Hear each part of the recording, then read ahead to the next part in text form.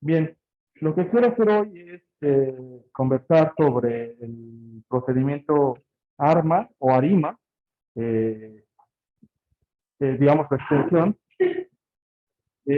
La versión más sencilla que conversamos la clase pasada y que le denominamos ARMA 1.1, simplemente para recordar un poco, la pongo aquí arriba, justamente de la clase pasada, es, es una ecuación simplemente que lo que tiene es una media más un componente autorregresivo, xt-1, más un componente de media móvil en el término de error, ¿vale?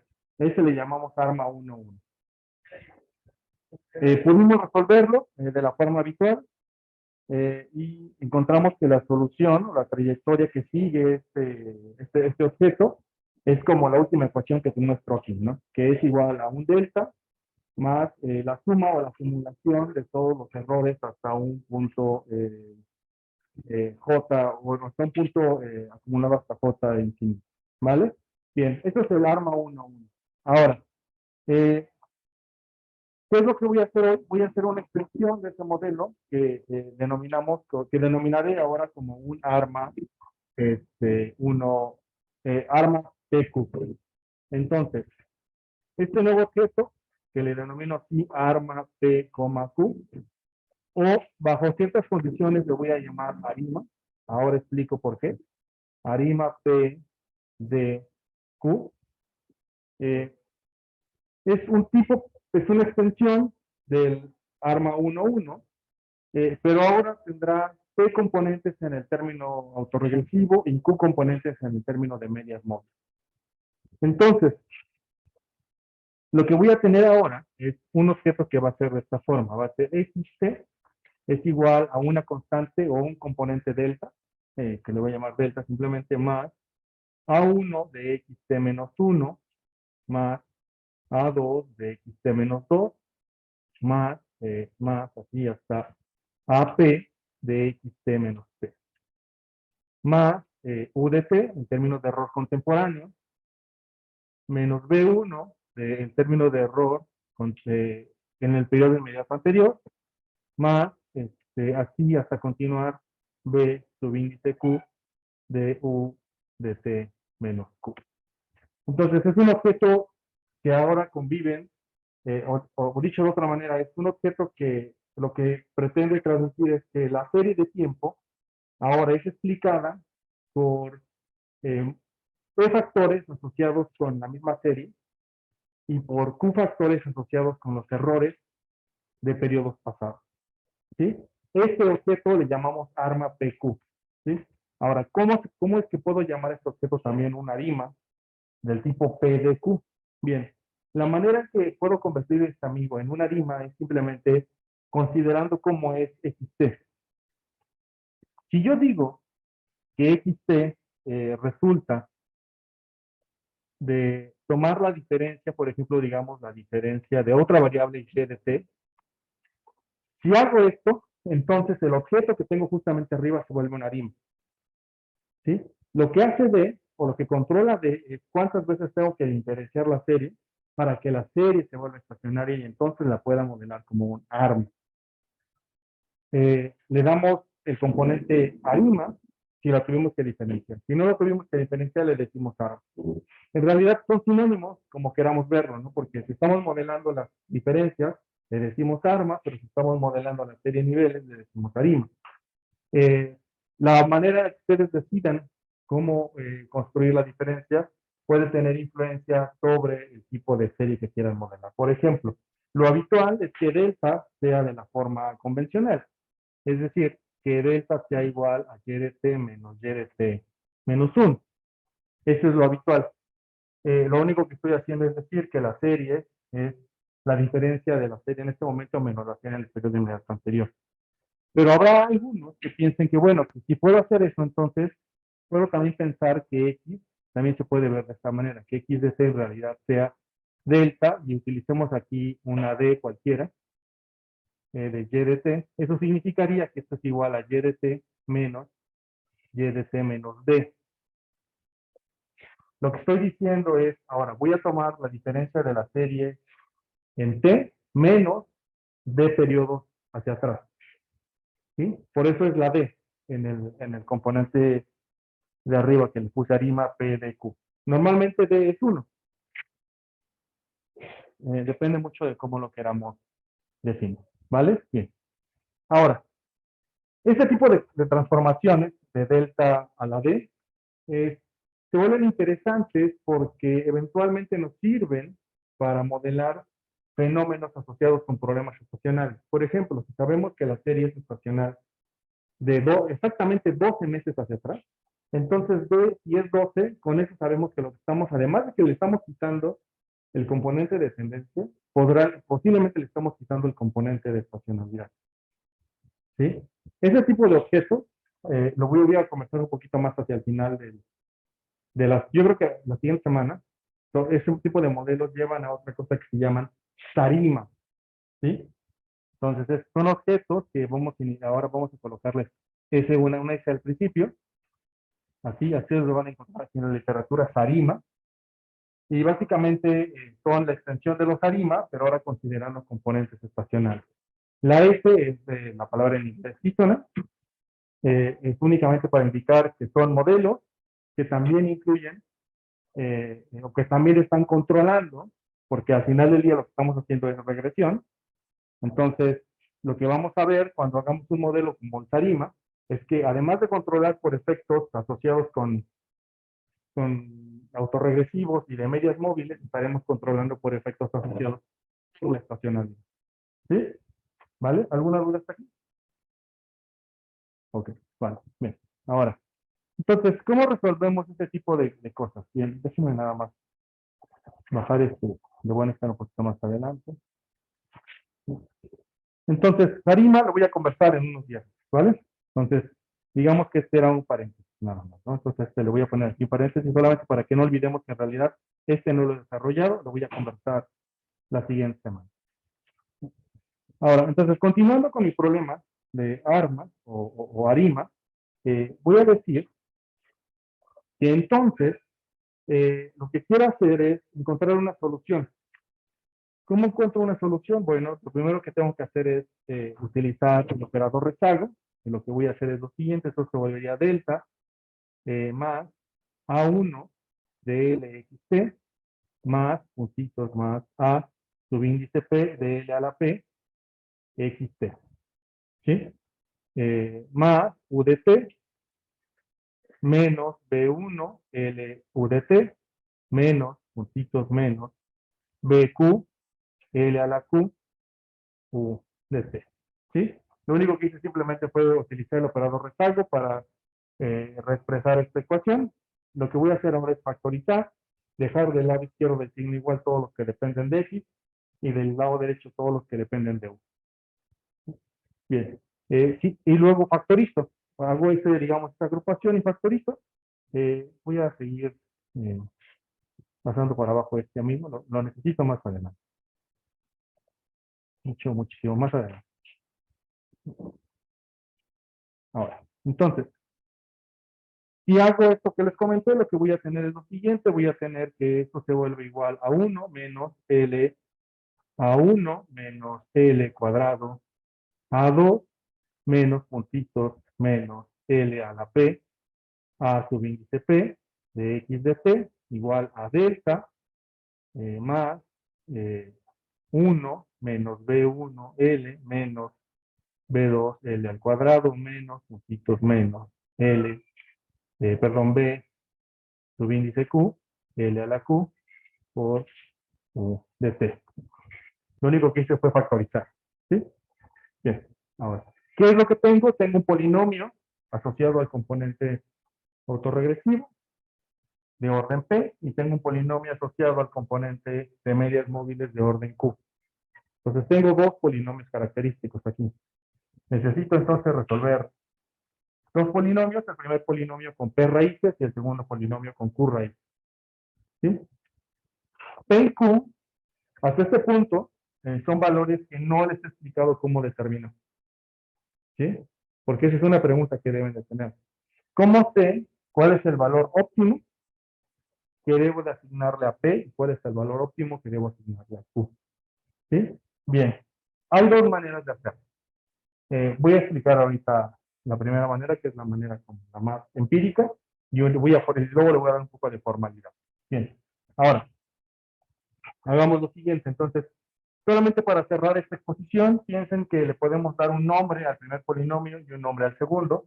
El primer polinomio le voy a llamar alfa de L y el segundo lo voy a llamar beta de L. Voy a reexpresar la ecuación de tal manera que entonces se encuentre una expresión para la solución o la trayectoria de largo plazo.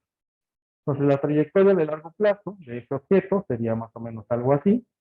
Sería xt es igual a delta sobre 1 menos A1 menos multitos menos A sub índice P más alfa de L, perdón, beta de L, perdón, aquí me equivoqué.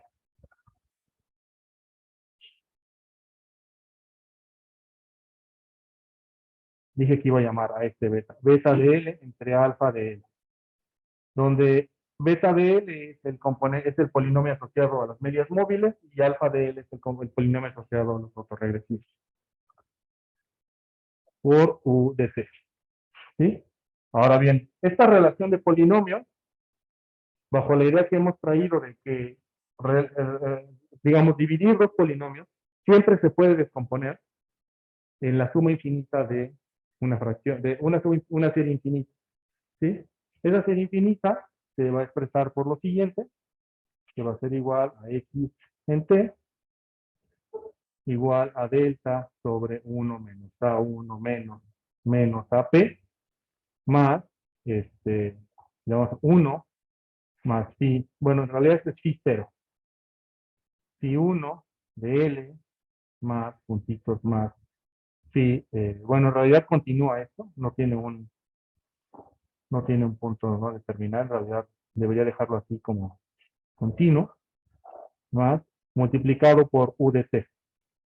A este componente, déjenme bajar esto de aquí, que me introducir aquí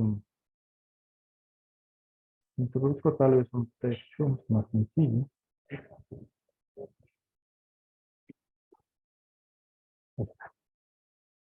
Otro espacio más. Déjenme introducir un espacio aquí suficientemente amplio. Ahora, entonces, a esta descomposición tiene un nombre particular, se le conoce como descomposición de Wolff. Déjenme pongo por aquí el nombre, solamente para que la recuerden. Siempre, de hecho, la van a encontrar en muchos textos, descomposición de, bueno, de hecho es O. Se pronuncia Wolff, algunos dicen Wolff, otros Wolff, es indistinto, no importa. Simplemente es una descomposición que lo que nos quiere decir es, bueno, este en realidad es una cosa que, si lo vemos con estricto sentido, es en realidad como un medias móviles, pero infinito. ¿Sí? Entonces, lo que estamos diciendo a grosso modo es que la solución del arma de largo plazo es un componente que es una constante más la acumulación de todos los valores o de todas las innovaciones del término de error desde muy atrás. ¿Sí? Desde donde haya iniciado, de hecho, la serie. ¿Vale? Bien. Esa sería como la solución final. Ahora bien, la pregunta que surge entonces en este punto es, sigo sin resolver el problema de cómo determinar cuál es el orden de P, o cuál es el valor de P y cuál es el valor de Q. Bien, la manera de responderlo es introducir un concepto adicional. El concepto adicional que quiero introducir se llama función de autocorrelación parcial. ¿Sí? Ustedes la van a encontrar en los textos como P, A, C, F. ¿Sí? Que es la abreviación en inglés de Partial Autocorrelation Function. ¿Sí? Es una función de autocorrelación parcial que, a diferencia de la función de autocorrelación que vimos muy al inicio del curso, incorpora un factor interesante, que es el siguiente. Bien. La función de autocorrelación parcial lo que pretende es de parcializar, como tu nombre lo dice, la autocorrelación. Si ustedes recuerdan, cuando hablamos de este problema, dijimos, bueno, la función de autocorrelación lo que trata de identificar es qué tanto se parece la serie en este momento respecto de una fracción de la misma serie, pero atrás. en un periodo atrás, o en unos periodos atrás. Entonces, si lo queríamos ver como un poquitito como un diagrama, lo que pretendíamos era como comparar, si tuviéramos una serie, imaginen que tenemos una serie que se ve así, si hacemos una función de autocorrelación, lo que nos gustaría es que si tomamos una partición, digamos esta partición de aquí hasta acá, nos gustaría saber si esa partición se parece mucho a otra partición que vaya de aquí hasta acá, ¿no? Entonces, dentro de las franjas verdes, si se parece mucho de la que está dentro de las franjas rojas. Si se parece mucho, diremos que hay mucha autocorrelación. Si no se parece, diremos que no, ¿no? Entonces, básicamente, y podemos decir que es positiva o negativa, porque se pueden parecer en sentidos opuestos totalmente, ¿no? O sea, digámoslo como sí se parecen, pero van en sentidos totalmente opuestos, ¿no? O tienen algún tipo de relación, es lo que trato de decir. Ahora bien, esa es la función de autocorrelación que conocemos ahora.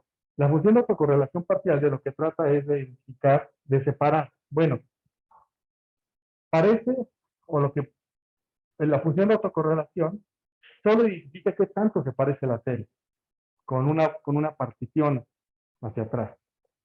La función de autocorrelación parcial lo que pretende es de separar esa similitud o esa diferencia, si lo queremos ver también, porque cuando es negativa sería diferencia, es separarla por si la diferencia o la similitud se asocia con qué tanto recorría hacia atrás la serie. Es decir, porque yo hacia atrás, digamos que el recorrido que hice hacia atrás, digamos que le doy un nombre, digamos que este recorrido que hice hacia atrás, digamos que le llamo tau, ese valor tau que lo recorrí hacia atrás, se puede identificar si está más asociado con recorrer solamente un pequeño pedazo o recorrer todo tau.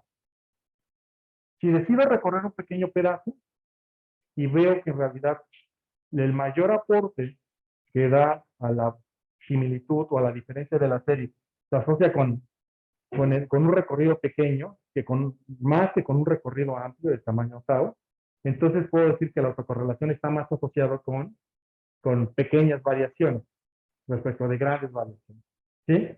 Entonces, si ustedes se dan cuenta, en realidad la función de autocorrelación parcial es poderosa, porque lo que nos dice es qué tanto me tengo que ir hacia atrás para saber, para identificar cuál es el tramo de la serie que se parece más. ¿Sí? Porque en realidad a lo mejor no necesito ir hasta tan atrás, hasta como marqué en la línea roja. Sí, a lo mejor tenía que haber un pedazo más chiquito y hubiera capturado más similitud, o suficiente similitud. No necesitaba ir tan atrás. Eso es de lo que trata la función de autocorrelación parcial. En términos analíticos, la función de autocorrelación parcial es simplemente descomponer la serie de esta forma. Es decir, tomar la serie XT, tomarle un componente que voy a llamar phi1k de x en t menos 1 más, perdón, 2k de x en t menos 2 más, más, y k subíndice k, perdón, de x t menos k. Entonces, lo que estoy diciendo es esto, asumiendo que tau, el tamaño de tau es k, ¿sí? Es decir, hagan de cuenta que lo que estoy diciendo es, asumiendo que particioné, digamos que la partición, la línea roja está a una distancia k de t, es decir, me fui hasta cada periodo hacia atrás. Quiero saber cuál es la correlación más relevante. Si la correlación solo un periodo atrás, si la correlación dos periodos atrás, y así sucesivamente. Entonces, por eso se llama función de autocorrelación parcial, porque lo que captura es cuánta información está asociada solamente con el primero, cuánta información está asociada con el segundo, y así se ve hasta con el último. ¿Quién de estos es el que más información está aportándole a la serie? Digamos, a lo parecido de la serie. Condicional en que estoy probando hasta una partición máxima de tamaño K. K periodos hacia atrás. ¿Sí? Entonces, lo que hago con la función de autocorrelación parcial es como eh, fijo un tamaño K y descompongo la correlación. ¿Sí? ¿Hasta aquí alguna duda? Sí. A mí no me queda claro cuál es la diferencia con la H. Bueno, la diferencia es que la ACS lo único que dice es como si te olvidara de los primeros componentes. La ACS básicamente, si me permites como abusar un poquito de la anotación, es como si dijeras, no me importa cuánta información hay aquí, cuánta información hay aquí, ni cuánta información hay aquí. Ah, no, perdón, el último no. ¿Sí? Solo me importa el último. Esa es la diferencia. Ajá, la partición completa. Es decir, cuánta información hay de similitud, pero tomando toda la partición. Y eso es como hacer subpartición. Esa es la diferencia. ¿Vale? Buenísimo. Vale. ¿Algún otro duda? Vale. Bien. Ahora, hay una regla de dedo, como en estadística siempre ese es el tema, ¿no? Que en estadística siempre hay reglas de dedo, ¿no? Como esa regla de los 30 datos, ¿no? Cuando una muestra es pequeña, pues cuando es menos de 30 datos. Cuando es más de 30 ya no es pequeño. Bien. Hay una regla, y es una regla que está asociada con la función de autocorrelación parcial y la función de autocorrelación. Entonces déjenme, voy a bajar este de aquí, que no lo necesito todavía. Ay, necesito.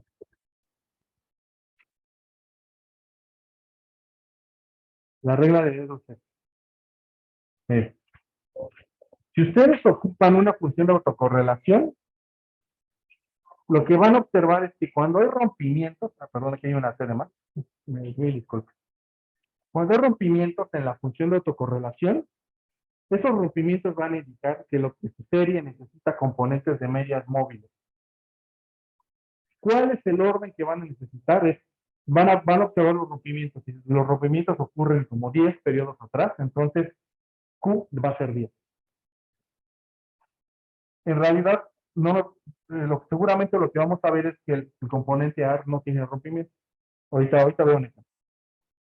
Cuando ustedes vean la función de autocorrelación parcial, verán que no hay rompimientos en la parte MA, pero los rompimientos asociados a la función significarán que son el número de valores que necesitan asumir para el autorregresivo de orden P. Esa es la regla de Z. ¿Vale? Sí. Justamente a eso voy. Déjenme hacer un diagramita aquí de este lado. ¿Vale? Bien. Entonces déjenme bajar este amigo que está aquí. Bajar un poquito. Mucho más. Bien. Cuando vemos una función de autocorrelación, eso es lo que vemos. Una función de autocorrelación convencional, la ACS. Digamos que aquí voy a tener la PACS. ¿Sí? Y aquí voy a graficar. Una función de autocorrelación eh, normal, digamos, convencional, con rompimientos, significa que originalmente vamos a ver que si lo graficáramos como barritas, veríamos las barritas más o menos así, que empiezan a bajar,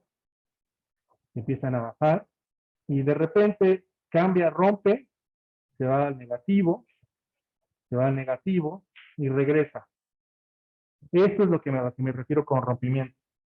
Si tú graficas la función de autocorrelación y ves esto, eso significa que se rompió. Eso me refiero con rompimiento. Entonces, donde estén ubicados estos puntos de rompimiento, voy a marcar aquí, y le voy a poner estos puntos delitos, y este. El máximo te va a decir cuál es el valor de Q que debes incorporar al proceso ARM. ¿Sí? El mayor que veas. Entonces, el último rompimiento que veas, aquí dice, este es el valor de Q. ¿Sí? Vale. Lo mismo para la función de autocorrelación parcial. Cuando veamos la función de autocorrelación, veremos también, si lo hacemos en modo barritas, deberíamos de ver algo parecido. Así igual que baja y luego de repente vuelve a subir. Y identificamos estos puntos y estos puntos nos van a decir cuántos autorregresivos debemos incorporar. A eso me refiero. ¿Vale? ¿Más dudas? ¿No? Bueno, vale. Ahorita, de hecho, ahorita que hagamos la aplicación, entramos a más detalles. Sí. Entonces, la 3, por ejemplo, las 4 tendríamos eh, que esa correlación es la de el valor de Hay que considerar todo. O hay como, o sea, en la función de arriba, en la función de la Ajá. que tenemos cada uno de los las central, Ajá. atacar. Ujú. El valor que está ahí representado en esta gráfica es el de el del parámetro asociado A las medias móviles. Este a la Q. Este a la Q. Y si tu pregunta es a quién estoy graficando aquí, a Q. Y aquí estoy graficando a P. ¿Y esa es la pregunta? Sí, pero sí, no.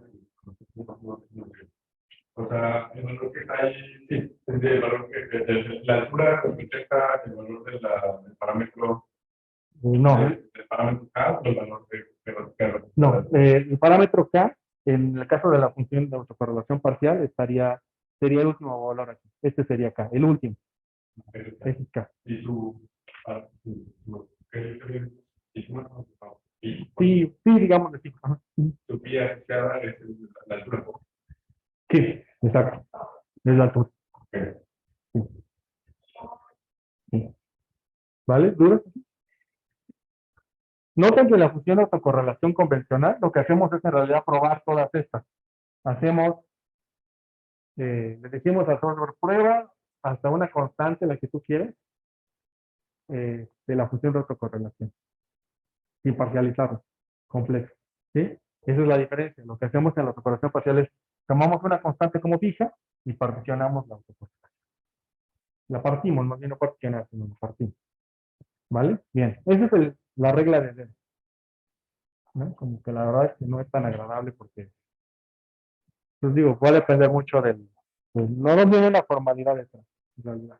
Ahora, ¿cuál es un método más formal? Un método más formal es utilizar criterios de información. ¿Sí?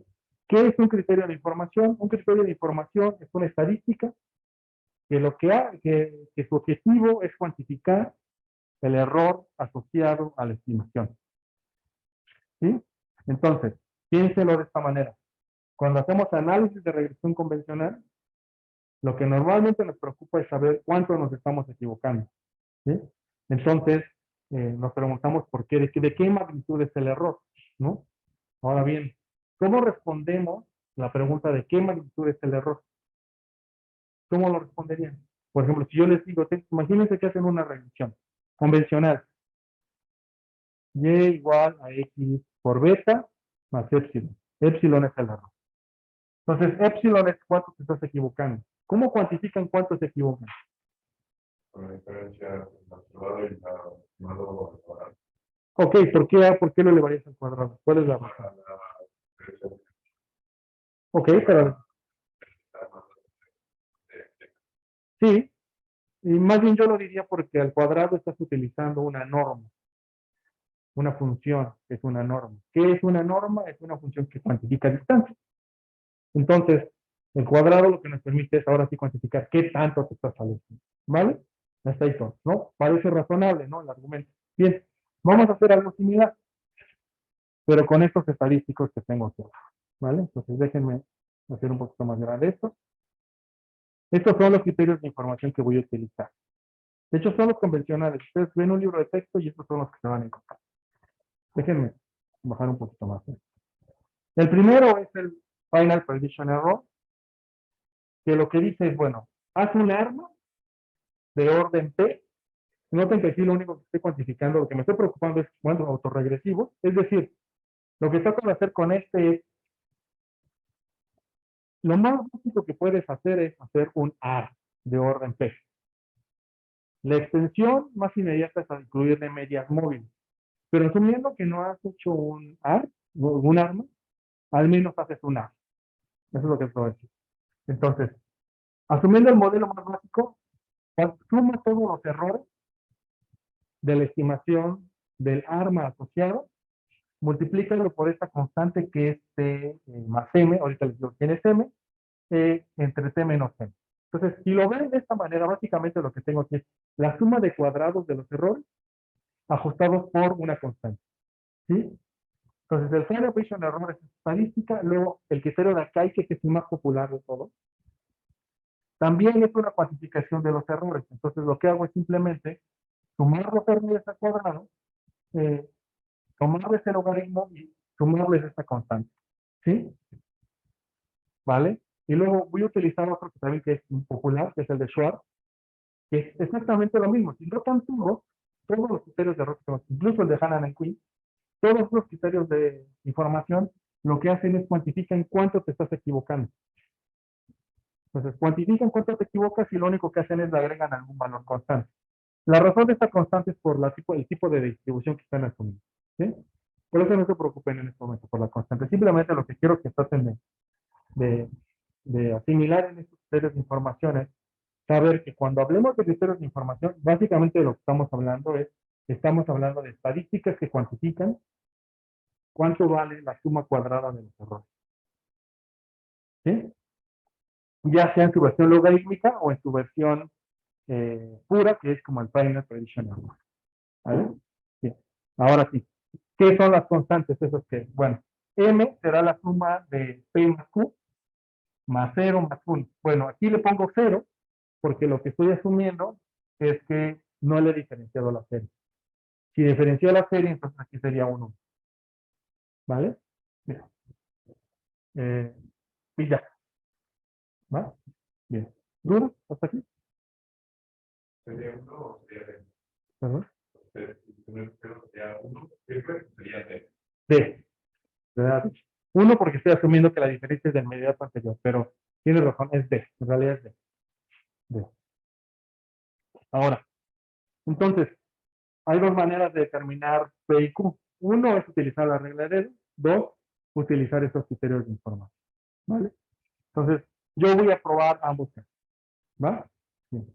Entonces, vayamos a R. ¿Sí? Voy a trabajar con clase 9. Entonces, en R vamos a trabajar con clase 9.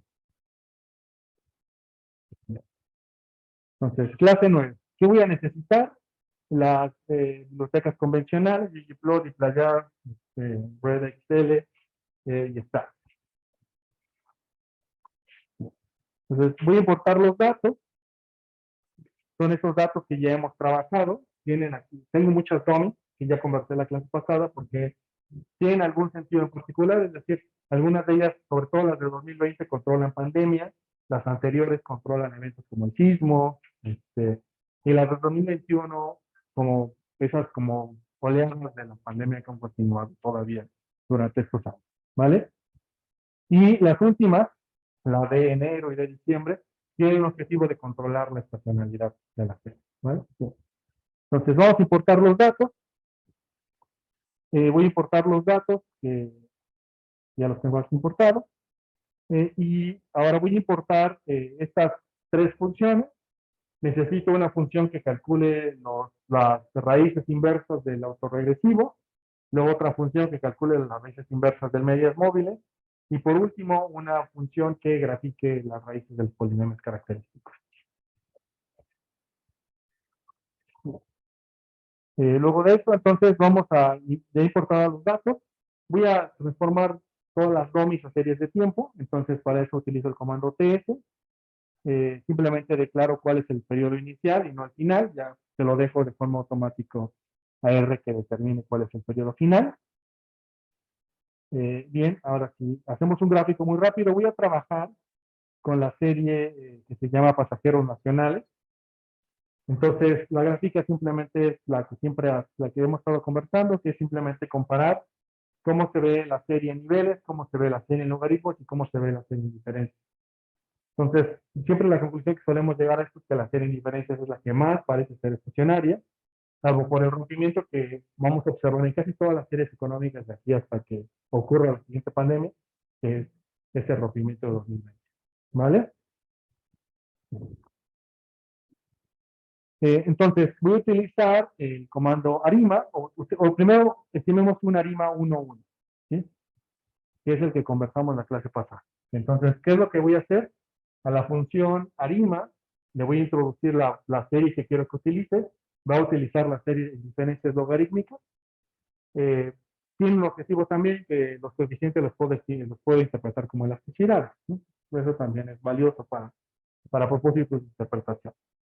Bien, entonces, lo único que le digo es, incluye un componente autorregresivo, por ese 1 al principio, 0, le digo que no la diferencie, y 1 para el medias móvil.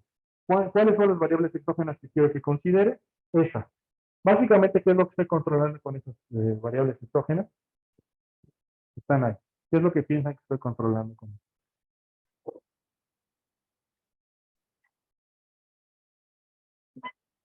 Es una dummy de enero, una dummy de febrero, una de julio y una de diciembre.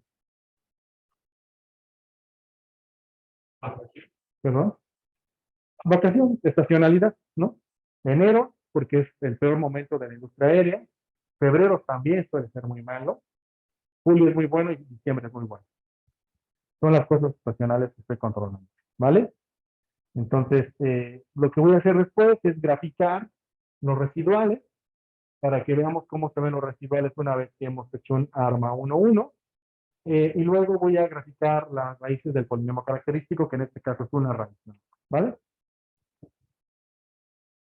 Hacemos eso, vemos los resultados, pues mi modelo está aquí, entonces tengo los coeficientes, desde aquí puedo ver quiénes son significativos, y por ejemplo, lo que me queda claro es que todas las domis de hecho son significativas, parece ser, tal vez la de diciembre no tanto, pero básicamente sí se pueden interpretar. Lo que quiere decir es que en promedio, DN, quiere decir que en promedio los eneros significan una caída del casi el 10% del transporte aéreo, todos los eneros ocurren.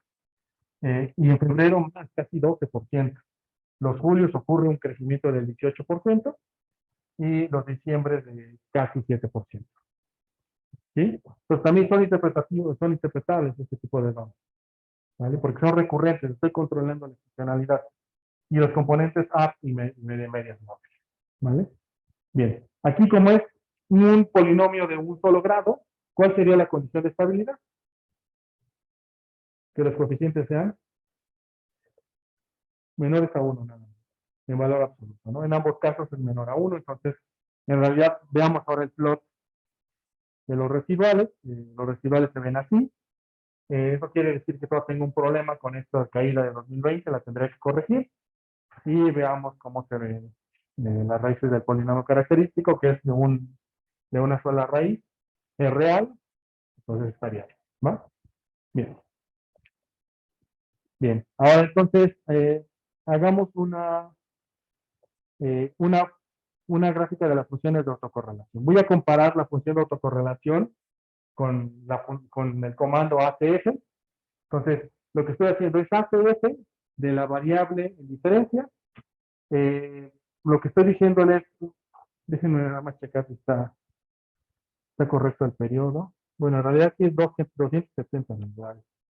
Debería de ser. Este de aquí, porque ya la serie está más larga, ¿no?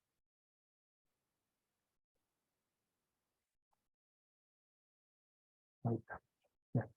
Entonces, lo que le estoy diciendo a R es, calcula la función de autocorrelación para máximo 24 rezagos. Entonces, va a probar hasta 24 rezagos. Y luego quiero que hagas la función de autocorrelación parcial también para máximo 24 rezagos. Y vamos a ver cómo se ven ambos lados, ¿vale? Bien. Entonces, si graficamos, aquí se ven las funciones de autocorrelación. Entonces, noten cómo se ven los rompimientos. Entonces, básicamente lo que me estaría diciendo es pues, que yo podría incluir medias móviles, un media móvil tal vez aquí, un media móvil 3, hasta un móvil media 6 sería válido. Tal vez le podría ir hasta un media móvil 18, quizás. Algunos me dirán, bueno, hasta a lo mejor hasta el media móvil 24. Entonces, eh, algo que ya parece exagerado, ¿sí?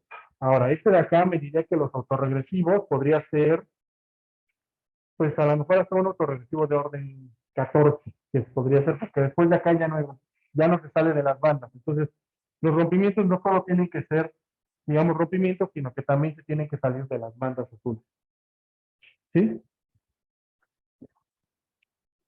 Entonces, eso me diría la regla de dedo, ¿no? Que tendría que modelar eso así. Bien. Ahora, no lo voy a hacer así porque es algo demasiado empírico pero ya me gustaría dar un poco más de formalidad. Pues para darle un poco de formalidad voy a utilizar una función que construye es casera la función, en realidad no está, digamos, no está por ahí publicada, es una función casera que se llama lab of arima, ¿sí? Entonces, abramos la función. Entonces, ustedes se van a la carpeta de la clase, van a encontrar esa función, la abrimos, está aquí. Entonces, es una función de R que lo que permite hacer es determinar cuál es el valor P y Q que debemos utilizar con base en el criterio de Akai. Lo que hace la función es que itera sobre todas las combinaciones posibles para dos valores P y Q que ustedes le den. Entonces, ustedes le ingresan a la función dos valores arbitrarios que quieran probar P y Q, y lo que hace la función es evaluar todos los valores de Akaike, del criterio de información de Akaike posibles en esas múltiples combinaciones, y les dice cuál es la combinación P y Q que genera el criterio de Akaike más pequeño. Es decir, genera los errores más pequeños. ¿Sí? Eso es lo que hace esta función. Entonces, vamos a R, no voy a cargar la función.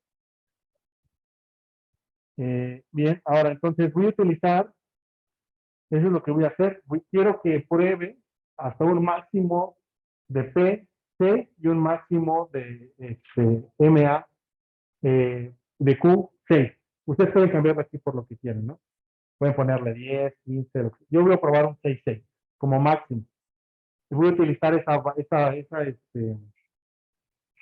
¿cómo se llama? Esa serie y esas variables como exógenas. De hecho, voy a incorporar tal vez unas de 2020 para corregir un poco del problema que tengo, ¿no? Entonces pienso que tal vez podría funcionar la de abril de 2020. Sí, es una de las que creo que puede funcionar. Vamos a utilizar ADR 2020 y tal vez la de marzo. ¿Cuándo fue el lockdown en México? El, ¿Cómo se llama cuando le llamamos al cierre? No, en inglés se dice lockdown, pero ¿cómo le decimos nosotros? Confinamiento. Confinamiento. Gracias. Sí. ¿Cuándo fue? Marzo. Pues creo que sí tengo una de marzo. Marzo. Marzo es la D, guión bajo, marzo 2020. Vamos a ver si con eso funciona. ¿Vale? Entonces, voy a probar un arma máximo de 6 considerando esos factores exógenos. ¿Sí? Y le doy run. Se va a tardar, depende del procesamiento de sus máquinas, se debe tardar entre 1 y 2 minutos más o menos. Ahí está.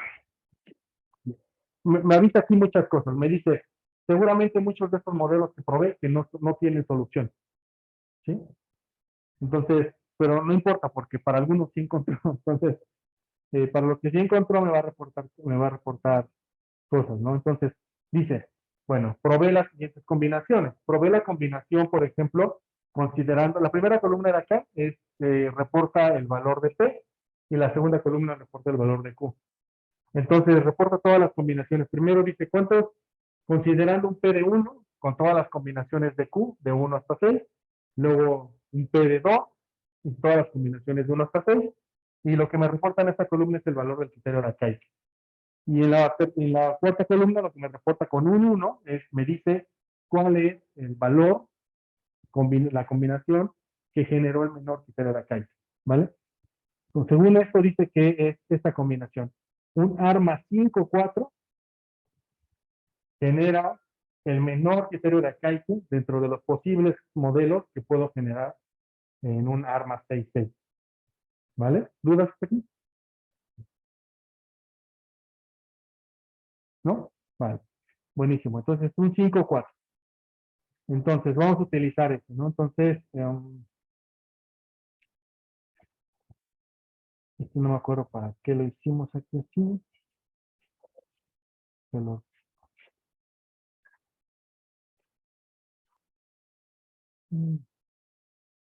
seguramente era para... Ah, ya me acuerdo. Sí, bien. Este de acá es, ahora, suponte que quieres evaluar lo mismo, pero noten, ¿cuál es la diferencia entre esta evaluación y la anterior? Las exógenas.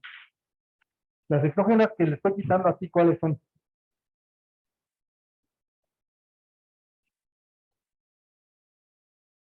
Las del confinamiento, ¿sí? Ahora bien, esas exógenas, si las quito, noten que cuando corre el algoritmo me dice que el modelo óptimo es un 6,6, lo cual parece no cierto, porque dice, ¿cómo es posible que dentro de un espectro de posibles modelos de combinaciones, elegiste el que tiene el mayor orden? Bueno, la razón por la que elige que el que tiene el mayor orden es porque en realidad no acabó. En realidad necesitaba a lo mejor una constante más grande en P y una constante más grande en Q para seguir probando. Cuando les pase eso, quiere decir que entonces les faltan DOMs, les faltan exógenos que controlar, porque los residuales son muy grandes. ¿Cómo lo sabemos? Bueno, vamos hacia arriba. Solo veamos esta gráfica que está aquí. Obviamente, si no controlamos estos rompimientos, estos residuales van a ser muy grandes siempre. Entonces, siempre que vean un problema así, traten de incorporar, corregir ese tipo de rompimientos, ¿sí? Con alguna DOM, para que sus armas se comporten bien. Vamos a decirlo. Sí, ¿Me pueden sobrar? sí, claro. Siempre. ¿Cómo lo ves? Básicamente tendrías que utilizar un criterio como irte al resultado. Por ejemplo, aquí que estimamos no, lo hicimos aquí arriba, perdón. Las que no son significativas, aquí abajo. Básicamente eliges aquí, dices cuáles no son significativas y esas a lo mejor decides desechar. ¿Sí? Buenísimo. Entonces, bien. Entonces, ya comparado eso, entonces hicimos que el modelo óptimo era un 5,4. Entonces me voy abajo, voy a utilizar aquí un 5,4. 5,4. Ah, pero me faltan aquí DOMs. Déjenme saber cómo eran mis exógenos. Todos los exógenos.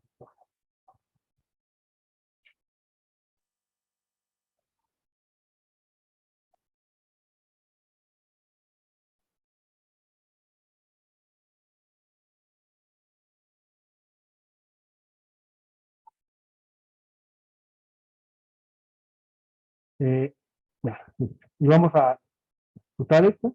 Entonces se supone que este es un arma buenísimo, ¿no? Entonces vamos a ver.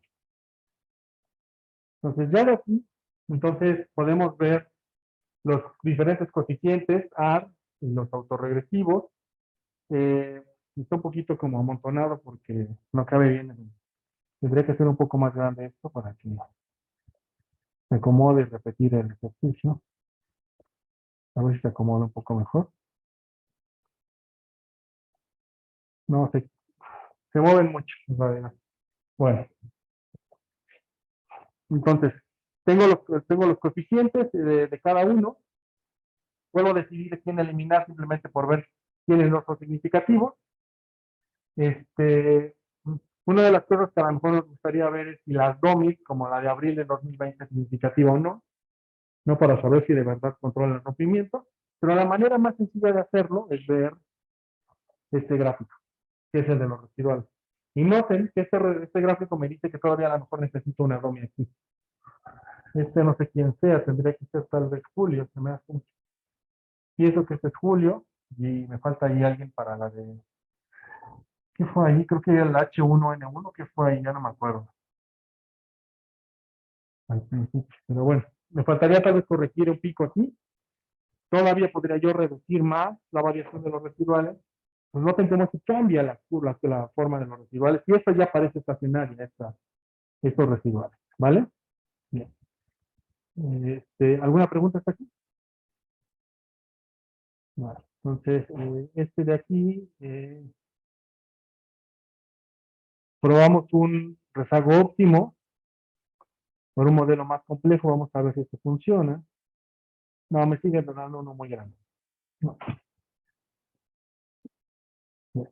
Entonces, por último, lo que quiero que veamos es simplemente unos,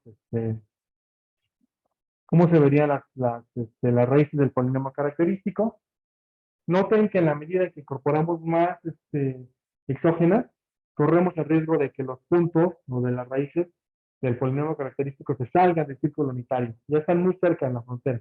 De hecho, una de las cosas que tiene esta función de plot de raíces del polinomio característico es que si se sale del círculo unitario, se le va a poner el punto en rojo. Hasta ahorita no se ha salido. Está muy cerca, pero no se ha salido. Debe estar a decimales muy pequeños, ¿no? De salida. ¿Vale? ¿Alguna duda hasta aquí? Buenísimo. Ok. Entonces,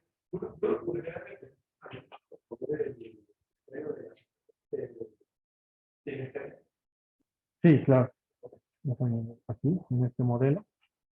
¿Cómo sabes si es significativo o no? Simplemente divide el coeficiente, por ejemplo, en la última DOMI, la DOMI de marzo de 2021, considera dividir el punto 17 entre el siguiente valor, que es el error estándar, y si te da un valor mayor a 1.96, en valor absoluto, estás en la zona de rechazo de la hipótesis nula. La hipótesis nula es que el coeficiente es estadísticamente cero.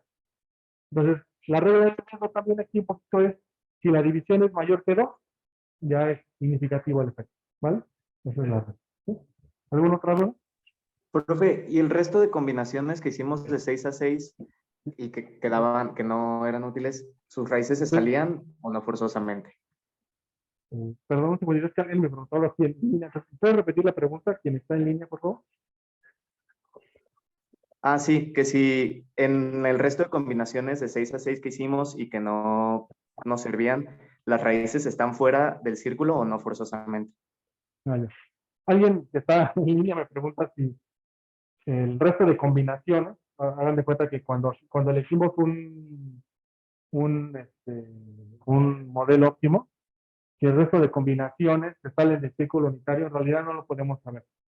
Tendríamos que exactamente evaluar ese modelo y verificar si las raíces se salen del polinomio. Eso no lo podemos hacer. De hecho, esto es como una cosa que tiene que revisar con mucho cuidado cuando hagan un modelo, es que puede ser un modelo con un criterio de Akaike muy bajo, pero que aún así las raíces del polinomio se salgan del círculo unitario. Eso es posible. ¿Sí? Entonces, ¿qué es lo que garantiza que se mantengan dentro del círculo unitario? Que la solución es estable. ¿Sí? No habla nada sobre que el modelo tenga residuales pequeños o no. Simplemente habla de que la solución es estable a la solución. ¿Vale? Ahora sí, perdón, allá atrás tenía una.